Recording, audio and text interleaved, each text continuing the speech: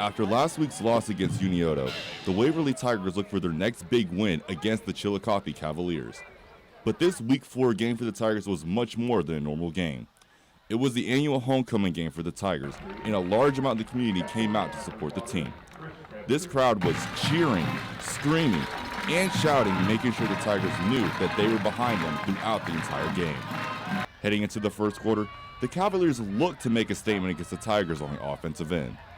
Halfway in the first quarter, Oscar Morgan was able to get the Cavaliers on the board, giving them the early lead.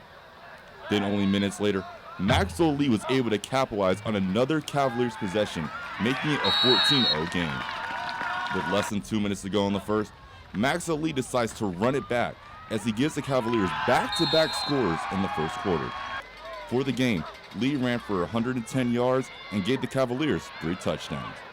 At the end of the first quarter, the Tigers already found themselves in a 21-0 hole.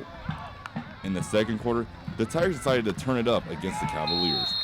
With 10 minutes left in the second quarter, Waverly's Jace Hurd is able to give the Tigers their first score of the game. But even with the score by Hurd, Chillicothe's Coyne Butler gives the Cavaliers another score on an 84-yard run.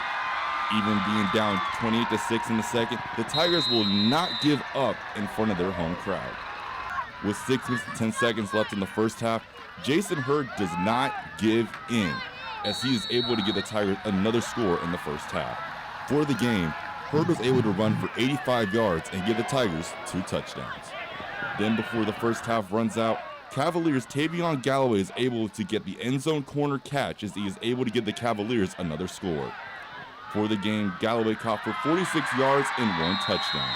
After a brutal onslaught of the Cavaliers' offense in the first half, the Tigers find themselves in a 35-12 hole. The Tigers were not able to score in the second half, making the final score of the game 42-12. For their season, the Waverly Tigers are now 2 wins and 2 losses, and they will face against Johnson Central next week as they try to get another win in the win column.